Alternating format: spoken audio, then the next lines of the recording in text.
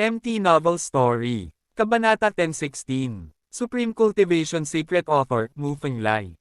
Ang mga matatanda ay mga fire unicorn lang. Ang water unicorn ay kalahating pang-adulto, at ang lakas ng labanan nito ay mas mahina kaysa sa fire unicorn. Sa anumang kaso, pinakawalan ni Mengyo ang war beast na nagdulot ng nakamamatay na banta kay Hei Luo. Madilim ang mukha ni Hei Luo, at natatakot siya sa kanyang puso. Sapat na ang isang unicorn, paano kung dalawa? Anong uri ng perverted beastmaster ito? Paano mo makokontrol ang maraming unicorn? Beastmaster pa rin ba ito?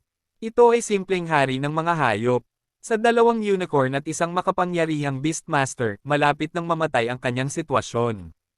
Iniwas ni Hei Luo ang mace at pilit na ibinalik ang Wokilin, ngunit nasalo ng mga kuko ng water unicorn, ang sugat ay agad na sinalakay ng singaw ng tubig, ang dugo ng hayop ay naging tubig, at ang sakit ay hindi matiis. Gayunpaman, hindi na niya iyon pinansin, sinipa ang water unicorn, at pagkatapos ay mabilis na umatras, sinusubukang tumakas mula sa larangan ng digmaan. Broken Mon. Umalis din ang espada ni Mengyo, ito ay isang slash sa buong lakas nito, ang lahat ng kapangyarihan ay ibinuhos sa espada, at si Duanyo ay dinala sa buong laro. Ang talam ng espada ay kasing bilis ng kidlat na parang isang sinag ng liwanag na kumikislap na nakakandado kay Hei Luo na tumatakas. Hindi ako ganoon kadaling pumatay. Hindi makaiwas si Hei Luo, kaya't wala siyang ibang pagpipilian kundi ang pagngangalit ang kanyang mga ngipin at subukan ang kanyang makakaya sa pagmamadali, itinaas ang mace at lumaban ng buong lakas. Kung hindi niya kayang dalhin ang espadang ito, tiyak na mamamatay siya. Boom! Tumama ang mahabang espada sa mace, at nagkaroon ng malakas na ingay na ikinagulat ng buong mundo. Pinutol ng sword edge ang lakas ni Hei Luo, at pinutol pa ang mace sa dalawa. Ang talam ng espada ay mayroon pa ring sapat na lakas, at nagpatuloy sa pagputol, pinutol ang isa sa mga kaliwang braso ni Hei Luo sa isang madugong kanapi. Pagtakas ng dugo. Si Hei Luo ay natakot, at inilagay ang sikretong pamamaraan ng pagtakas ng dugo, at bumaril ng isang tunay na yuan gamit ang kanyang kanang kamay, ginawang isang lambat ng dugo ang kanyang blood canopy, at tinakpan ang kabaligtaran na maliwanag na buwan. Naramdaman ni Mengyo na ang blood net ay naglalaman ng kakaibang enerhiya at medyo nagbabanta, kaya kinailangan niyang bawiin ang kanyang sword momentum, at pagkatapos ay gumawa ng backhand sword upang basagin ang blood net. Nang malutas ni Mengyo ang blood net, si Hei Luo ay tumakas na sa hukbo ng mga orc, at wala na siya kahit saan. Hinayaan talaga siya nitong makatakas. Sumimangot si Ming Yashio na may hitsura ng pagsisisi. It's okay. You did your best.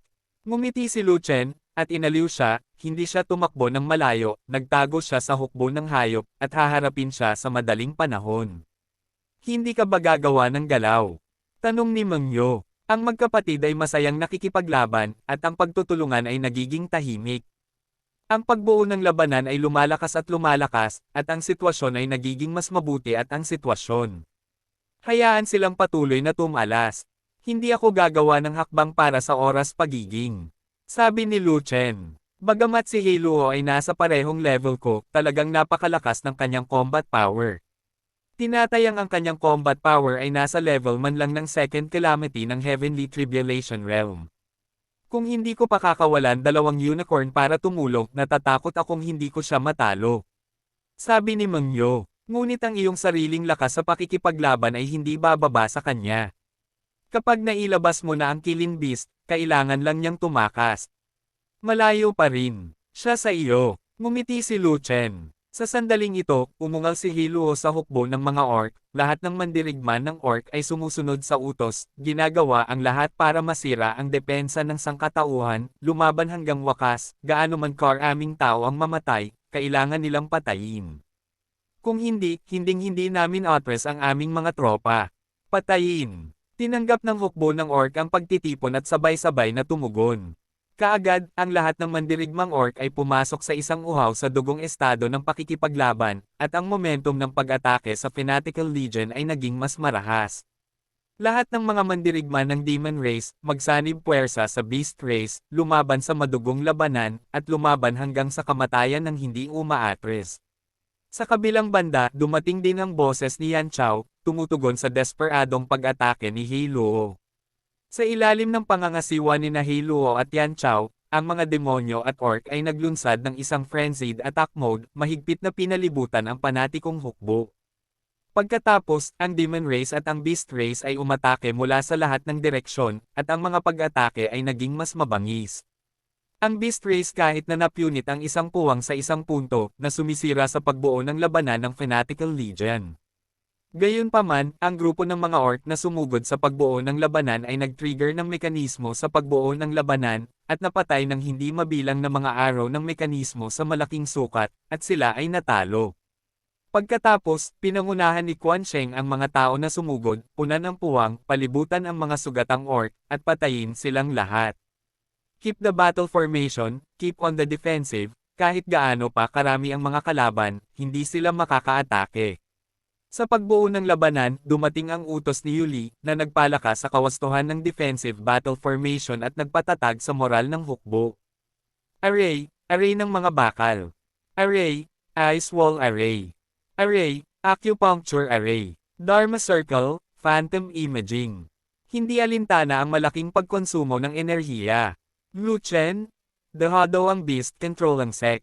Lalaban ako. Naging balisa si Mungyo nang makita niya ang Beast Control Sect na inaatake ng mga demonyo at hayop sa likuran.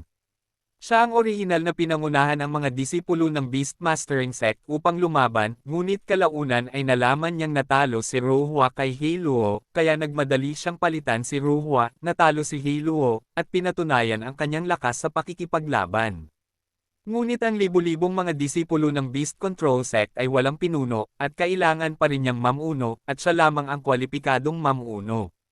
Xiaoyu, kasama ko si Mengyo, hayaan mo akong sigawan ito ng ilang beses para mabigla ang mga orc na iyon.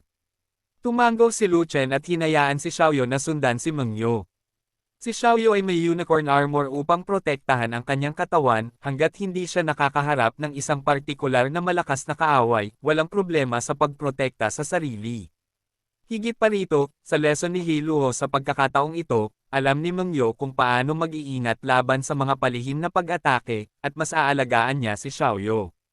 Dagendong, Dagendong, Dagendong. Hindi nagtagal, ang dagendong ng unicorn ay kumalat sa mahigit 100 milya, at ang mga sound wave ay nasa lahat ng dako, at ang mga orc ay natakot at nataranta.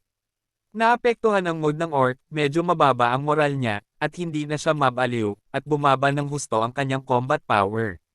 Damkilin Roar. Sa gitna ng Beast Army, muling lumabas ang galit na boses ni Heluo, kung sino ang pumatay sa Jade Unicorn na iyon ay gagantimpalaan. Tere patayin na natin. Gayunpaman, maraming demonyong mandirigma lamang ang tumugon kay Heluo, at wala sa mga orc ang tumugon. Hindi lahat ng orc ay kasing lakas ng Heluo. Gusto rin ng mga orc na iyon na patayin si Yukilin. Ngunit, hindi nila ito magagawa. Natakot sila nang marinig nila ang dagendong ng kilin, at nagkaroon sila ng malabong pakiramdam na gustong tumakas, paano papatayin si Yukilin. Ang nakakainis pa ay ang Jade Unicorn ay napakamanok na magnanakaw, biglang tumakbo palabas at umungol ng ilang beses, pagkatapos ay agad na umatras, paano ito papatayin? Ang Jade Unicorn na iyon ay protektado ng libu-libong mga Beastmasters. Kung gusto mong patayin ang Jade Unicorn, kailangan mo munang patayin ang lahat ng Beastmasters. Gaano kadaling patayin ang lahat ng mga Beastmasters? Una sa lahat, dapat nating basagin ang hukbo ng tao na sumusuporta sa master ng hayop. Ibig sabihin, sa pamamagitan lamang ng pagpatay sa lahat ng mga angkan maaaring mapatay si Yukilin. Ito ay kalokohan. Kahit na ang mga demonyo ay may intensyon, sila ay walang kapangyarihan, at hindi nila mahuli si Yukilin. Mayroon ding ilang malalakas na demonyo na mga magnanakaw, at nang tumakbo palabas si Yukilin at umungol, bigla silang bumaril at umatake. Sa hindi inaasahan, si Yukilin ay may babaeng tagapag-alaga na sumusunod sa kanya, at ang kanyang kapangyarihan sa pakikipaglaban ay napakalakas. Ang malalakas na demonyong iyon ay hindi nila all-in-one na mga kaaway, at lahat ay namatay sa ilalim ng kanilang mga espada. Kabanata 10:17. Supreme Cultivation Secret Author, Mu Fenglai. Sa lahat ng uri ng makapangyarihang pagpapala, ang defensive front ng Fanatical Legion ay palaging kasing lakas ng isang Bar Isles na bakal. Kahit na ang posisyon ng Beast Control ang sect na nakatalaga sa likod ng Zealot Legion ay hindi masisira. Ang hukbo ng orc at ang hukbo ng demonyo ay umatake ng hindi mabilang na beses, ngunit hindi sila nakagawa ng isang progresibong tagumpay. Sa halip, dumanas sila ng mabibigat na casualty at nawala ng maraming tao. Gayunpaman, kung hindi address ni Heluo at Yan Chao ang kanilang mga tropa, kailangan nilang magpatuloy sa pag-atake, at pag-atake muli. Sabi nga sa kasabihan, isang effort, tapos tanggihan, tatlong pagod. Ang mga orc at ang mga demonyo ay umaatake ng buong lakas sa bawat oras, at pagkatapos ng napakaraming pag-atake, sila ay matagal nang humihina, at kahit na malabong umabot sa punto ng pagkahapo. Baguhin ang pagbuo ng labanan, lumipat mula sa depensa patungo sa opensa, lahat ay gumagalaw sa posisyon ng dragon. Nang makita ang pagkakataon, agad na iniutos ni Yuli na baguhin ang pormasayon ng labanan, mula sa isang nakamamatay na depensa tungo sa isang mabagal na pag-atake. Ang Fanatical Legion ay nagsimulang mag-atake, lumiko mula sa depensa patungo sa opensa, ngunit hindi nagmamadaling pasulong, pinapanatili ang pormasayon ng labanan, pinapatay sila ng sunod-sunod, itinutulak ang frontline pasulong ng paunti-unti. Ang dalawang hukbo ng mga orc at ng mga demonyo ay nagsisimula ng makaramdam ng panggigipit. Kung ang kalaban ay gumawa ng isang hakbang pasulong, sila ay at-risk. Nagsimula na silang maubos ang kanilang mga sarili, at ang kanilang lakas sa pakikipaglaban ay humihina, habang ang lakas ng pakikipaglaban ng kalaban ay malakas, ang kanilang mga atake ay mabangis, at sila ay tinulungan ng mga magic circle, kaya't nahihirapan silang lumaban. Si Heluo, ang malakas na angkan ng hayop, ay nagtago sa hukbo upang gamutin ang kanyang mga sugat at hindi niya kayang lumaban. Si Yan Chao, isang malakas na demonyo, ay nakatitig sa kamatayan ng nagsasaka ng espada ng kalaban. Hanggat malapit na siya sa frontier battlefield, babagsak ang espada, at makaka-atras lang siya, nakatumbas ng pagiging inutil. Sa kabilang banda, ang panatikong legion ay puno ng malalakas na tao, na mahirap. Pantayan. Sa frontline, naka-recover na si Rohua, at hinahampas niya ang kaliwat kanan ng dalawang sledgehammers, itinuturo ang silangan sa silangan, itinuro ang kanluran upang tumama sa kanluran, hindi magagapi, binubugbog ang mga demonyo at mga hayop sa pira-piraso, sinisira ang lahat. Maraming mga pagsingil na inayos ng mga demonyo at orc. Ang problema ay hindi si Rohua ay lumalaban mag-isa, at may dalawang malalakas na tao na nakikipagtulungan sa kanya. Pinamunuan ni Quan Sheng ang isang pangkat ng mga tao upang tulungan si Rohua na i-clear ang ilang natitirang mga kaaway at lutisin ang kanyang mga alalahanin para sa hinaharap. Mayroon ding isang makapangyarihang formation mage na si Gao Hai na maaaring itapon ang formation o umaatake gamit ang isang mace, tinutulungan si Rohua mula sa gilid. Sa frontline, ang mga demonyo at mga hayop ay walang kapores ni Rohua at ng iba pa, at sila ay patuloy na natalo. Ang kaliwang pakpak na pananagutan ng mga demonyo sa pag-atake ay hindi rin makapasok. Ito ay isang minahan, at ito ay sapat na mahirap para sa mga ordinaryong mandirigma na humakbang. Pagkatapos na makapasok sa minefield, kailangan mong harapin ang baluktot na Thunder Spirit Body, isang rookie. Ang rookie ay bumalik mula sa pagsasanay sa Land of Thunder, at ang kapangyarihan ng Thunder ay tumaas ng husto, at ang kanyang lakas sa pakikipaglaban ay hindi na pareho. Hindi isang partikular na makapangyarihang mandirigma, hindi niya kayang hawakan ang kanyang palakol. Sa ilalim ng kanyang mga kasanayan sa pakikipaglaban sa katapusan ng mundo, hindi mabilang na mga mandirigmang demonyo ang bumagsak na. Higit pa rito, pinangunahan ni Yuli ang isang koponan upang tulungan siya, at ang kaliwang pakpak ay hindi makapasok. Ang kanang pakpak ay hindi rin madaling labanan, ang mga orc ang namamahala sa kanang pakpak, mayroong wanya na nagninangas doon, at ito ay isang dagat ng apoy kapag sila ay pumasok.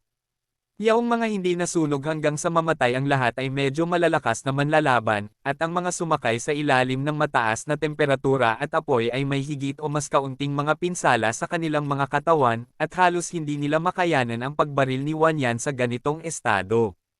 Kahit kaya niyang tiisin ang purgatory shot ni Wanyan, hindi siya makakataka sa bitag ng matandang bastard.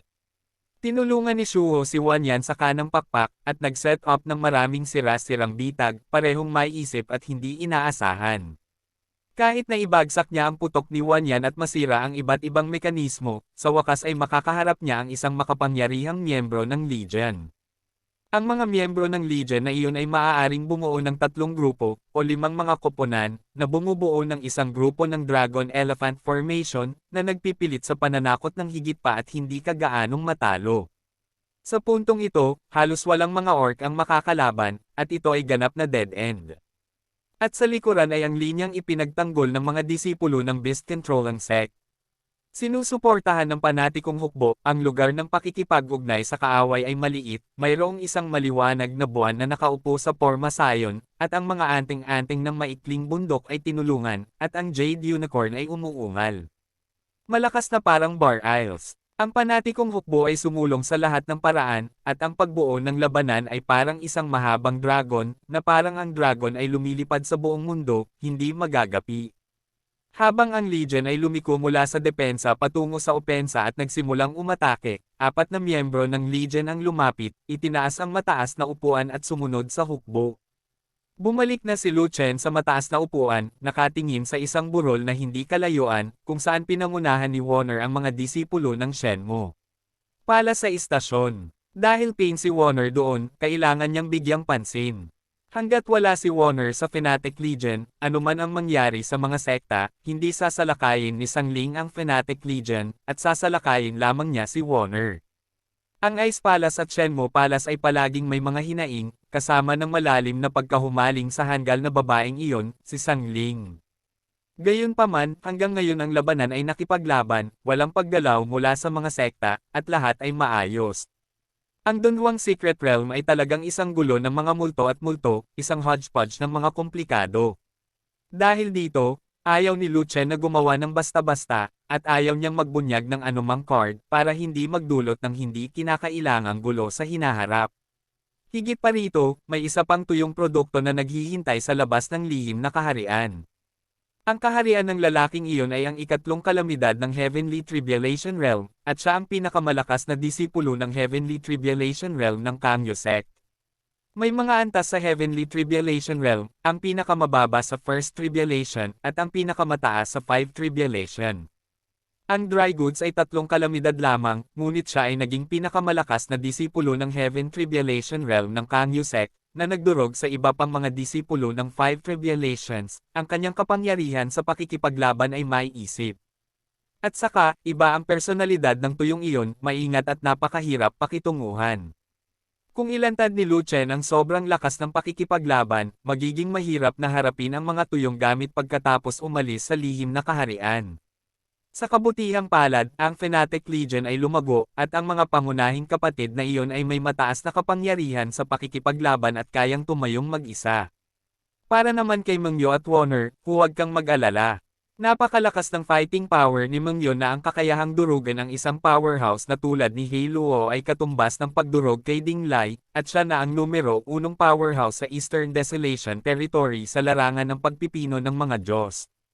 Ang lakas ng pakikipaglaban ni Warner ay hindi masyadong malinaw, ngunit sa bagong bersyon ng Sky Shaker na itinuro sa kanya ni Lu Chen, hindi magiging masama ang kanyang kapangyarihan sa pakikipaglaban.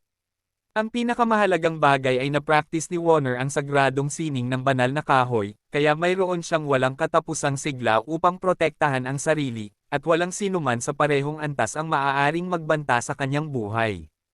Nang makita ang gilid ni Warner kung saan ang tubig ay patahimik at ang ilog ay lumilipad, lumingon si Lu Chen para tingnan ang Ghost Clan at ang Hades Clan. Medyo matindi ang labanan doon at maraming nasawi. Halos magkapareho ang bilang ng Ghost Clan at Ming Clan, mga 50,000 na masasabing pantay-pantay. Ang dalawang panig ay may opensa at depensa, at hindi malinaw kung sino ang may malaking bentahe hanggang ngayon. Kung may kalamangan, may kaunting bentahe pa ang Ghost Clan. Dahil, ang mapagpasyang labanan sa pagitan ng pinakamalakas sa dalawang panig ay malapit ng mapagpasyahan. Sa tulong ni Xiao Dai, lumaban ng husto si Xiao Chen. Nilalabanan ni Xiao Dai ang pangsyam na ranggo ni Ming Li na si Qing Xuan na hindi mapaghihiwalay na nakatali. Sa katunayan, medyo maganda ang combat power ni Xiao Dai, orihinal na kapantay ni Xiao Chen. Pagkatapos lamang ituro ni Lu Chen kay Xiao Chen ang Nightmare Combat Skill ay biglang sumulpot si Xiao Chen at tumalon sa hanay ng mga first-rate God Refining Expert. Sa pagtulong ni Xiao Dai kay Xiao Chen na ibahagi ang pasanin ni Qing Xuani, at ang pagtutuon ni Xiao Chen sa pakikitungo kay Ming Li, magiging mas mababa ang pressure. Ganun pa man, hindi ganoon kadaling kalabanan si Ming Li. Ang taong ito ay palaging ang first-class martial arts talent ng Mingzhou, at napakalakas ng kanyang combat power. Kabanata 1019. Supreme Cultivation Secret Author, Mu Fenglai. Paano kung matalo ni Lu Chen at ng iba pa ang Beast Race? Sa oras na iyon, ibibigay ba natin ang Ningxian Cave at panoorin si Lu Chen at ang iba pa na pumasok para magkaroon ng malaking pagkakataon? Anyway, I don't think Lu Chen and the others can have chance to win. I don't want to lose the chance to enter Ningxian Cave. What remains neutral? Wala ito dito sa Secret Realm, profit lang ang pinakamahalaga. Ding Lai, this is not outside. Are you being too conservative? Ilang punong tunay na alagad ng sekta ang nagpahayag ng kanilang kawalang kasiyahan sa desisyon ni Ding Lai. Ang aking Kangyo sect ay handang salakayin ang koponan ni Lu Chen at pilitin silang matalo. Ang nangungunang disipulo ng Kangyo sect ay talagang binaliwala ang katwiran ng sangkatauhan at inuudyukan ito ng ganito. Kaagad, ang mga mukha ng maraming mga disipulo ng sekta ay nagbago ng husto, at sila ay nagtapon ng mapang-asar na mga sulyap sa Kangyo sect. Ngunit mayroon pa ring ilang mga punong tunay na alagad ng sekta na hindi nasisiyahan kay Lu Chen, nagnanasa kay Meng Yo at Xiao Wan, kahit na sumasang-ayon sa mungkahi ng nangungunang disipulo ng Kangyo sect, at nagpahayag ng kanilang mga opinyon ng sunod-sunod. Kaya kung atakihin si Haizong, wala akong problemang mahulog sa Heaven Gate. Kung aakyat ka, makakaakyat din ang Scarlet Cloud faction ko. Panipi tuldok panipi. Nang marinig ng mga taong iyon na gustong samantalahin ang pagkakataon na salakayin si Lu Chen at ang iba pa, napakunot ang noo ni Ding Lai at inis na inis. Alam kong hindi ka nasisiyahan kay Lu Chen, ngunit si Lu Chen at ang iba pa ay kapwa natin tao. Kahit gaano kakawalang kasiyahan, hindi mo matutulungan ang kaaway na talunin tayo. Seryosong sinabi ni Ding Lai, hayaan mong ipaliwanag ko ng maaga na ang Zuan Chen Dao sect at ang Beast Control sect ay nakikipaglaban sa lahi ng kalaban. Mabuti kung hindi natin sila tutulungan, ngunit sino man ang kumuha ng pagkakataon na labanan sila at tulungan ang kalaban, lahi sa disguise ay ang taksil ng ating sangkatauhan, saka huwag mo akong sisihin sa pagiging bastos ko. Sa matigas na pahayag ni Ding Lai, naging tahimik ang eksena sa isang iglap, at walang nang ahas na gawin muli ang ganoong bagay. Walang gustong tukuyin bilang isang taksil ng sangkatauhan. Positibong tumugon si Yang Ji sa mungkahi ni Lu Chen na salakayin siya, at handa siyang kumilos. Malakas na pahayag ang ginawa ni Dan Ding Lai at pinigilan ang lahat, na labis na ikinadismaya ni Yang Ji. Hindi rin napigilan ni Yang Ji, ang kanyang personal na lakas sa pakikipaglaban ay hindi kasing husay ni Ding Lai, at ang kanyang reputasyon ay hindi kasing ganda ng kay Ding Lai. Hindi niya maitaas ang kanyang mga braso tulad ni Ding Lai, at hindi mabilang na mga disipulo ng sekta ang tumugon. Sa desperasyon, naisip ni Yang Ji ang isang nakal-alasong plano, at agad na pinuntahan si Sang Ling. Ice Maiden, sa tingin mo ba matatalo ni Lu Chen at ng iba pa si He Luo at ang iba pa? Tanong ni Yang Kepi na may walang pakialam ng ngiti. Sila ay kakaunti sa bilang, ngunit sila ay napakalakas sa labanan. Ilang libong tao lamang ang maaaring magdala ng daan-daang libong iba pa, at maaari pa rin silang lumaban. Sa palagay ko mayroong hindi bababa sa 50% na pagkakataong manalo. Sabi ni Sang Ling, pareho ang sekta mo at ang sa akin ay may kaunting lugar para makapasok sa Ningxian Cave. Kapag nanalo sila, hindi tayo bibigyan ni Lu Chen ng lugar. Sabi ni Yang Qi, kung hindi niya ibigay, wala tayong magagawa. Sabi ni Sang Ling, actually, masyadong conservative si Ding Lai. May pakialam ba siya sa lahi niya o wala? Sa Secret Realm, pansamantalang sinabi ni Yang Ji, dapat direktang pamunuan ni Ding Lai ang lahat doon. Mayroon tayong 250,000 katao, at tiyak na mapipilit natin si Lu Chen na sumuko. Sa tingin ko, si Lu Chen ay madaling sumuko, baka siya ay maging matigas sa atin at direktang lumaban. Umiling si Sang Ling at sinabing, tingnan mo ang kabuoang lakas ng pakikipaglaban ng 2,000 Zuan Chen disciples, napakalakas nila kaya natalo nila ang daan-daang libong halimaw at hayop at nakaranas ng matinding pagkatalo. Kahit na lumahok tayo, maaaring hindi tayo kaya mong manalo. Mura. Wala ba tayong gagawin, hintayin mong manalo si Lu Chen, at pagkatapos ay ibigay sa kanya ang Ningxian Cave. Sabi ni Yang Qi, kung gayon, ano ang magagawa natin? Mayroon silang malakas na kapangyarihan sa pakikipaglaban, kaya hindi ba tayo mangangahas na harapin sila ng direkta? Bumantong hininga si Sangling, at sinabing, bukod dito, ang mga nasasakupan ni Lu Chen ay hindi mahina, lahat sila ay napakahusay at may kanikanyang kakayahan, sino ang magagawa? Natalo mo, at ang mangyo na iyon, na mas malakas kay Dinglai, na gustong mag-provoke sa kanya. Panipi, hindi ka pinupukaw ni Lu Chen dito, ngunit paano ang Shenmo Palace? Noon lamang naihayag ni Yang Ji ang kanyang tunay na layunin, at nakangiting sinabing, ang banal na kahoy ay kay Lu Chen. Pagkatapos manalo ni Lu Chen sa Ningxian Cave, tiyak na makapasok si Xiao Wan. Pagkatapos ay mapapatingin ka lang kay Xiao Wanjin nang walang magawa, at hindi ka makapasok. Panipi, Xiao Wan. Lumingon ang mga mata ni Sangling mula sa tagiliran ni Lu Chen patungo sa panig ng Shenmo Palace, na nakatitig kay Xiao Wan. Noon, ang panatikong hukbo ay nakipaglaban sa mga dalawang angkan ng mga halimaw, at napakahusay nilang naglaro. Naakit ang atensyon ni Sangling, at nakalimutan niya ang tungkol kay Xiao Wan. Ngayong binanggit ito ni Yang Ji, nabawi ang atensyon ni Sangling. Sa katunayan, ang pinaka-inaalala niya ay hindi si Ningxian Cave, ngunit Xiao Wan. Kapag si Xiao Wan ay nakakuha ng magandang pagkakataon sa Ningxian Cave, hindi ka na magiging kalaban ni Xiao Wan sa hinaharap, at tiyak na mapapahamak ang Year Oko ni Xiao Wan sa buong buhay mo. Gaano kalungkot iyon? Muling sulsol ni Yang Ji, kung nakakakita ka ng mali kay Xiao Wan ngayon at pipilitin mo si Xiao Wan na mangako ng isang bagay, baka may oras pa. Ito ay may katuturan. Hindi alam ni Sangling na ang tiyan ni Yang Ji ay puno ng masasamang bagay, ngunit naisip niya lang na tama ang sinabi ni Yang Ji, kung papayagan si Xiao Wan na makapasok sa Ningxian Cave at hindi niya magagawa, kung gayon ang mga bagay ay hindi mahuhulaan sa hinaharap, alam ng Diyos kung anong magandang pagkakataon ang makukuha ni Xiao Wan, lalong ba ito kaagad. Hahanapin ko si Xiao Wan, pwede ka rin pumunta.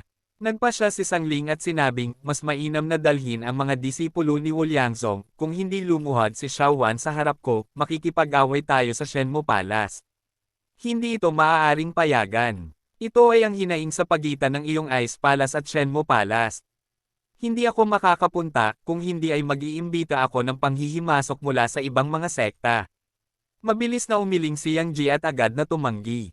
Biruin mo, ang Shenmo Palace at ang Ice Palace ay dalawang pangunahing nakatagong sekta, at ang mga hinaing sa pagitan nila ay hindi maaaring panghimasukan ng iba. Higit pa rito, kapag ang sangkatauhan ay nangangailangan, ang dalawang ermitanyong sektang ito ay magtutulungan, at sila ay lubos na iginagalang ng lahat ng mga sekta. Sa makatuwid, nais lamang ni Yang Ji na salsulan si Sangling na hanapin ang kasalanan kay Xiao Wan, ngunit ayaw niyang lumahok dito. Sa plano ni Yang Ji, hanggat inaatake ang Shenmo Palace, tiyak na maaabala si Lu Chen. Hanggat hatiin ni Lu Chen ang kanyang mga tropa upang tulungan si Xiao Wan, hindi siya magkakaroon ng sapat na lakas upang labanan ang dalawang angkan ng mga halimaw at halimaw. Higit sa lahat, ang dibisyon ng mga tropa ni Lu Chen upang tulungan si Xiao Wan ay katumbas ng pakikialam sa mga hinaing sa pagitan ng Shenmo Palace at Ice Palace, at walang sinuman sa mga sekta ang tatayo. Sa oras na iyon, itinaas ng lahat ng mga sekta ang kanilang mga tropa upang tanungin ang krimen, at mas mabilis na namatay si Lu Chen. Sa isang sandali, napagtanto ni Yang Qi na siya ay napakatalino, at ang panlilinlang na ito ng paghiram ng kutsilyo para pumatay ay talagang maganda. Nang mamatay si Lu Chen, wala nang maaasahan sina Mengyo at Xiao Wan, at sinamantala niya ang sitwasyon, kaya dapat sa kanya ito. Sa kanyang fighting power, sino ang maglalakas loob na makipaglaban sa kanya? Mali, sinulyapan ni Yang Ji si Dinglai, at bahagyang nagdilim ang kanyang mukha. Mukhang nine love si Dinglai kay Xiao Wan. Kalimutan mo na, kahit si Mengyo o Xiao Wan, isa sa kanila ay palaging kanya. Matapos niyang maisip ay namumula na naman ang mukha niya. Sa oras na ito, iniwan ni Sangling ang kanyang orihinal na posisyon at pinangunahan ang libu-libong mga disipulo ni Han Bing na sumugod palabas. Kabanata 1020, Supreme Cultivation Secret Author, Mu Fenglai. Ano ang gagawin ng Ice Sect? Hindi ito ang gustong gawin ng Ice Palace, tanungin mo si Sangling kung ano ang gusto niyang gawin. Si Sangling ay palaging hindi nagkakasundo kay Xiaowan, at noon pa man ay gusto niyang maging numero 1 kagandahan sa Eastern Wasteland. Siya ay malamang na nagkamali kay Xiaowan. Gusto niyang maging number 1 beauty sa Eastern Wasteland. Una, papatayin niya si Mengyo ng Beast Controlling Sect, at pagkatapos ay hanapin si Xiaowan. Kung hindi, saan siya pupunta? Masyadong malakas si Mengyo, paano siya makakalaban? Hindi madaling i-bully ang Beast Control Sect. Kung maglakas loob siyang hanapin si Mengyo, magdudulot siya ng kahihiyan sa sarili niya. Kaya naman, si Xiaowan lang ang kaya niyang i-bully, at narinig ko na si Xiaowan ay hindi niya kalaban. Si Sangling ay isang kahangahangang bagay. Ang kanyang utak ay maesla na hindi natin maintindihan. Si Xiaowan ay kay Lu Chen. Kapag napahiya si Xiaowan, may ipapadala ba si Lu Chen para tumulong? Iyan ay isang usapin sa pagitan ng Shenmue Palace at ng Ice Palace. Bawal makialam ang mga tagalabas. Kung maglakas loob si Lu Chen na magpadala ng isang tao doon, makikialam tayo. Nang makitang inakay ni Sangling ang karamihan, hindi mabilang na mga disipulo ng sekta ang nag-usap tungkol dito. Kahit si Dinglai ay walang magawa kay Sangling, at hindi niya pinigilan si Sangling. Pinangunahan ni Sangling ang Ice Palace upang magpadala, nakita na ito ni Lu Chen, at isang malaking bato sa kanyang puso ang ibinaba. Si Sangling, isang kahangahangang babae, ay isang ticking time bomb, at tiyak na hahanapin niya ang kasalanan kay Warner. Kaya naman hindi pinayagan ni Lu Chen ang Shenmue Palace na lumahok sa labanan ng Fnatic Legion, para maiwasang maakit ang Ice Palace. Kung pinangunahan ni Sangling ang libu-libong mga disipulo ng Yelo upang gumawa ng mga kaguluhan, sila ay magyayelo sa libu-libong milya sa bawat pagliko. Ang mga kasanayan sa pakikipaglaban sa Yelo ay hindi masyadong masakit, ngunit nagdudulot ito ng maraming problema. Ang batas at ang Warcraft dalawang karera ay lumaban ng maayos. Hayaang lumabas ang Shenmue Palace ng mag-isa at akitin ang Ice Palace ng mag-isa. Anyway, tinuruan ni Lu Chen si Warner ng bagong bersyon ng Heaven Shaking Hand, kaya bakit ka natatakot kay Sangling? Ngayon na ang lakas ng pakikipaglaban ni Warner ay lubos na napabuti, hindi na ito tulad ng dati, at si Sangling ay gustong humanap ng mali kay Xiaowan, ngunit siya ay gumawa ng maling kalkulasyon at magdaranas ng pagkatalo. Xiaowan asong babae, lumabas ka. Si Sangling ay nagmamadaling pumunta sa lokasyon ng Shenmue Palace, sumisigaw at nagmumura sa sandaling siya ay lumabas, anuman ang kanyang pagkakakilanlan. Sangling, hindi naman kita sinaktan diba? Bakit ka nagmumura? Tumayo si Warner mula sa karamihan, nakasimangot, napakalungkot. Hindi mo ako nasaktan, ngunit ang iyong hitsura ay nasaktan ako. Talagang sinabi ito ni Sangling, na nagpaparamdam sa mga tao na kakaiba ang circuit ng kanyang utak. Ano ang mahalaga sa iyo ang hitsura ko? Siyempre hindi ko bagay. Gusto kong maging number 1 beauty sa Eastern Wasteland, at ikaw ang pinakamalaking hadlang ko. Hindi madali para sa iyo ang maging number 1 beauty, just call yourself one.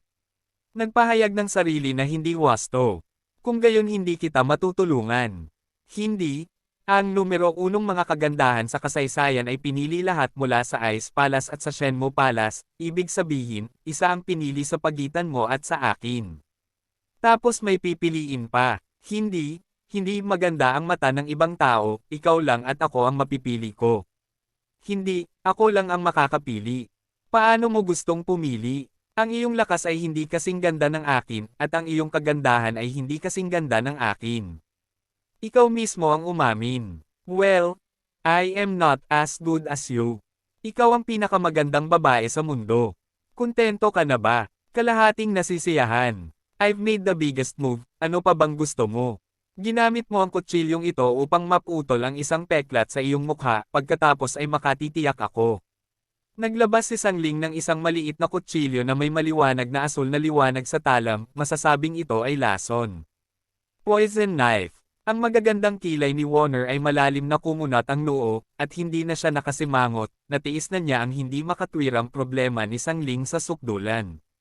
Tama, hindi nakamamatay ang lason nitong kutsilyo, masakit lang sa balat, nag-iiwan ng peklat ng tuluyan. Ipinagmamalaki ni Sangling ang kanyang sarili na kumbinsido siya kay Xiaowan. Si Xiaowan ay hindi pa naging kalaban niya, ano ang hindi niya kayang i-bully. Kung tumangging tanggapin ni Xiaowan, maaari niyang tawagan si Xiaowan para tawagan ang kanyang ama. Kahit na pinangunahan ni Xiao Wan ang karamihan na lumaban, sa karamihan ay magiging away lang ito, kaya ano ang punto? Ang ganitong uri ng maliit na labanan, hanggat ito ay mahusay na kontrolado, may puwang para sa pagmanyobra sa pagitan ng dalawang pintuan ng palasyo, at hindi ito magiging sanhi ng digmaan sa pagitan ng mga pintuan ng palasyo. Pagkatapos ay putulin mo muna ang iyong sarili ng isang kutsilyo at pagkatapos ay pag-usapan ito. Nawala ng pasensya si Warner at simpleng tumugon. Bitch, hinahanap mo si kamatayan, bakit hindi ka sumunod? Galit na galit si Sangling, nasa lihim na kaharian ako ngayon, hindi sa labas, dito lang ako umaasa sa sarili ko, walang maaasahang taga-suporta, walang pakialam kung matalo kita hanggang mamatay. Tama, alam mo rin na nasa isang lihim na kaharian ka ngayon, at walang pakialam kung patayin kita. Malamig na sabi ni Warner. Sige, maglakas loob ka pa ring suntukin ako, kung hindi ko napuputulan ng 10 galo sa mukha mo, hindi Sang ang apelyido ko. Galit na galit si Sangling, at agad na itinabi ang paningin, at sinampal ng malamig na palad si Xiao Wan. Sa pamamagitan ng pagbaril ng palad na iyon, nagyelo ang espasyo, nagyelo ang walang laman at naging hoarfrost, at ang lugar ay daan-daang talampakan, nagyelo. Sa sandaling itinaguyod ni Sangling ang pangitain, itinaguyod din ni Warner ang pangitain, at isang espiritual na puno ng nooda ang lumitaw sa kawalan sa likuran niya, na may hindi nakikitang sigla na umaapaw. Kamay ni Tian. Kinuha ni Warner ang isang kamay at sinampal ito, at binati ang malamig na palad ni Sangling. Ang nakakabasag langit na kamay ni Warner ay iba sa kamay ni Lu Chen. Ang kanyang sky-shaking hand ay pinahusay ni Lu Chen. Wala itong masamang espiritu at hindi ganoon karahas. Ito ay higit na banayad kaysa sa nanginginig na kamay ni Lu Chen. Gayunpaman, ang kamay ng Fan Tian na nilalaro niya ay may kapangyarihan ng aura, at ang kapangyarihan nito ay hindi malayo kay Lu Chen. Ang palad na iyon ay dumurog sa kalawakan, nabasag ang kawalan, at ang malupit na kapangyarihan ng espiritual na enerhiya ay bumasag sa nakapalibot na yelo at hamog na nagyelo, na naging sanhi ng marahas na pagyanig ng lupa. Boom! Nagtama ang dalawang palad na nagdulot ng malakas na ingay na nanginginig sa lahat ng direksyon. Pumalakpak si Fan Tian sa malamig na palad, nabasag ang lahat ng yelo, pinalabas ang walang katapusang malamig na hangin, at nadurog ang kapangyarihan ng malamig na palad. Puff! Lumipad palabas si Sangling, nag-spray ng madugong palaso sa hangin, at sa wakas ay nahulog libu-libong talampakan ang layo. Si Warner naman ay hindi gumagalaw, pinananatili pa rin ang posture ng palad, may kabayanihan na tindig at parang bahaghari ang momentum. Anong nangyari? Tinalo nga ni Xiao Wan si Sangling. Ito ay kakaiba. Hindi nagtagal, nagkaroon ng kompetisyon sa pagitan ng Shenmue Palace at Ice Palace. Sa oras na iyon, si Xiao Wan ay natalo ni Sangling, at ang agwat ay medyo malayo. Ngunit gaano katagal ang lumipas, magagawa ni Sangling. Hindi man lang mahawakan ang palad ni Xiao Wan, hindi ka panipaniwala. Panipi. Ang santo ng Shenmue Palace ay sikat sa kanyang pagpapagaling, kailan siya naging tanyag sa kanyang kapangyarihan sa pakikipaglaban. Talagang pinabagsak nito ang aking pananaw sa Shenmue Palace. Panipi, ang lakas ng pakikipaglaban ni Sangling ay mataas ang ranggo sa larangan ng pagdadalisay sa mga Diyos, ngunit maaari talaga siyang bitayin ni Xiao Wan, kaya ang lakas ng pakikipaglaban ni Xiao Wan ay medyo nakakatakot, kahit papaano ay may ranggo ito sa tuktok ng malakas sa larangan ng pagpino sa mga Diyos na 5. Pwede bang mag-practice si Xiao Wan sa ilang eksperto at biglang lumakas? Posible. Hindi mabilang na mga mandirigma ng tao ang nagulat sa lakas ng pakikipaglaban ni Xiao Wan, sunod-sunod silang nag-usap at nag-isip-isip. Sa kabilang panig na libu-libong talampakan ang layo, si Sangling ay nakalunok ng isang nakapagpapagaling na tableta, pagkatapos ay pasuray-suray na bumangon mula sa lupa, dumudugo mula sa sulok ng kanyang bibig at magulo ang buhok, sa isang napakahiyang sitwasyon. Paano ito? Paano mo ako matatalo? Paano ka magkakaroon ng lakas para talunin ako?